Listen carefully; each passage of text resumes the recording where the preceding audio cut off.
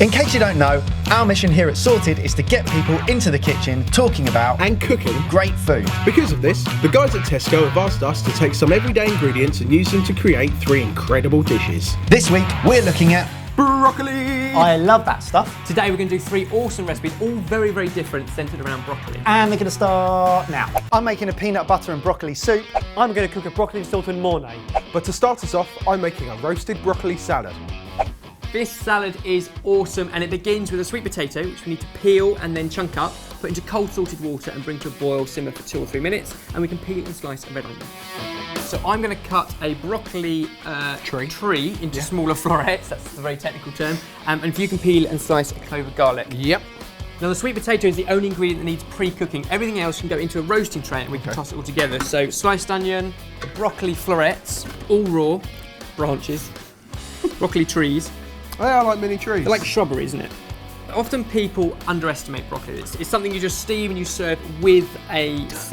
Yeah, it's not the most exciting of ingredients, is it? Well, I think that's because people don't know what to do with it. But one thing to do with it is roast it off from raw, and you get an amazing nutty flavour. And it's that nutty flavour that works with our sweet potato and 2 other ingredients. Sultanas, we're going to add in here, and a handful of pine nuts. And the garlic.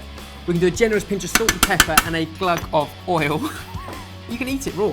It's good in salads, just shaved down in salads. But roasted is even better. Go on then. Challenge. Go on then. It's very irony. It's nice. Go on, let's just eat it. We're making such a fuss over it. The last ingredient to go into our salad is our sweet potato, so just drain that off. And that gets scattered onto our salad with a pinch of salt and pepper, Jay. Yep.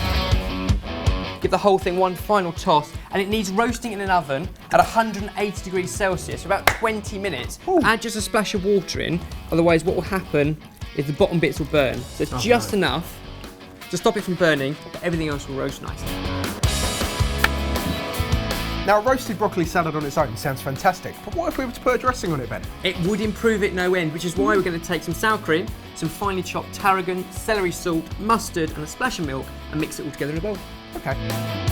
Now, would you have this salad on its own, or would you put it with something else? Either or. Okay. Just with the dressing and a crusty bread, it's a great sort of lunch. Or brilliant side next to grilled meats, maybe white meat, chicken or pork, or a piece of fish. Okay. It's kind of a nice take on a roast for the summer. Nice. And once roasted, you get all those smells, some different textures, but it really looks great. I can smell that nuttiness now. And this is such an awesome salad. You have it hot or cold. It was an idea that I saw in a cafe in California, and have recreated our own version, and it really is transformed with the drizzle of that. Oh yes. Crusty bread, piece of fish, bit of roast chicken. Where? Delicious.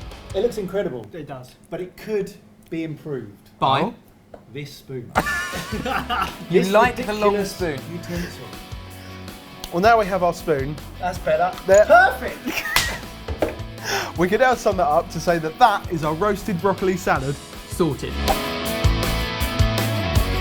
Next up, peanut butter and broccoli soup. Which is one of your favourites. It is which my is why you're favourite. so excited. I'm so and excited it starts for at the base to a lot of our soups with onion and garlic, and then like all of our recipes, a whole head of broccoli as well. So you do the garlic, I'll do the onion. Did you see him strategically take the onion away from me and leave me with the garlic? I haven't got it. Well done, well done. Sweat that off in a pan with a shot of oil. It needs a 3 or 4 minute head start, so they start to soften, and then we can prep all of our broccoli. Any garlic prep I've done today has been done with this hand, because otherwise, garlicky fingers for the next 2 weeks. So get home, So you've only got 4 garlicky fingers instead of 8. go home, lemon, bang, it's gone. Lemon juice cuts through it. Trini and Susanna.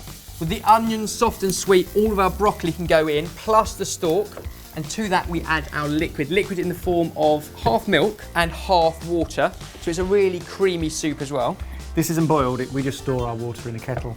And that should really be stock. We haven't got stock, so we're going to use a vegetable stock cube and just crumble that in as well. And that's it, the soup is pretty much there. All we need to do is bring it up to a boil and let it simmer for about 10 minutes, and it's job done. Then we can add in the real twist of this recipe, peanut butter.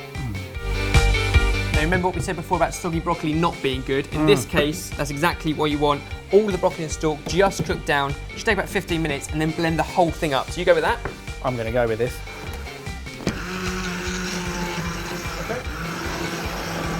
While you're blending that, I'm going to add in our peanut butter. It's crunchy peanut butter, and it might sound like an odd combination with broccoli, but if you think about it, peanuts often used in stir fries with broccoli. Yeah. The flavours work, you just might not have thought about putting it in soup before. Lucky for you, Ben has already thought of putting it in.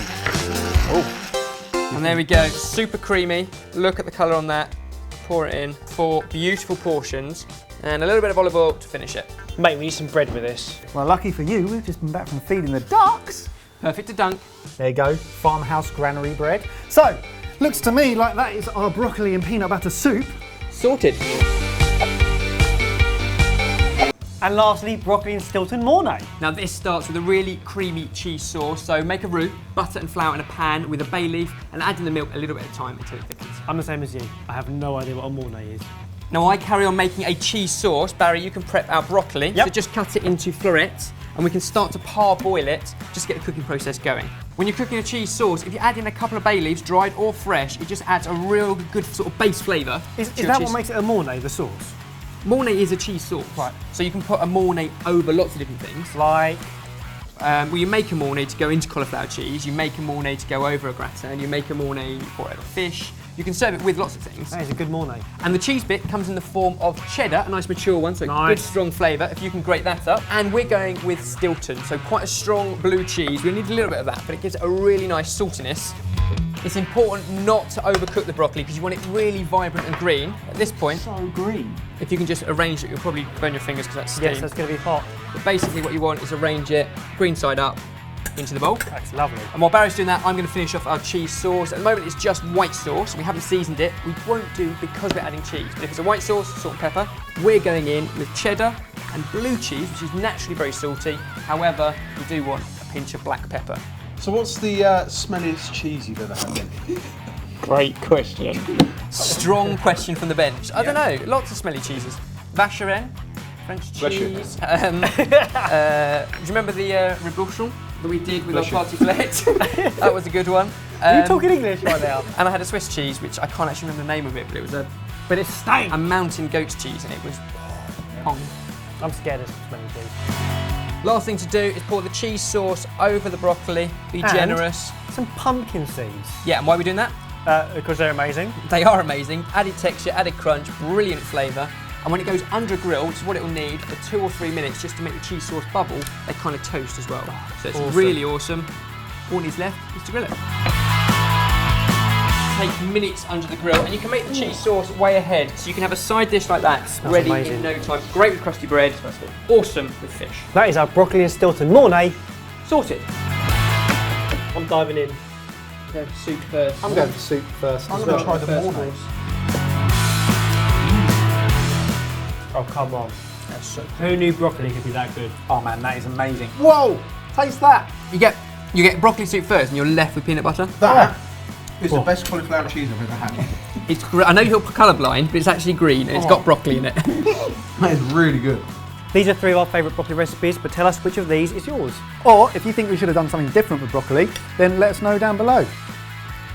And subscribe, Oh yeah, do that. but mostly Definitely tell us that. about the broccoli thing.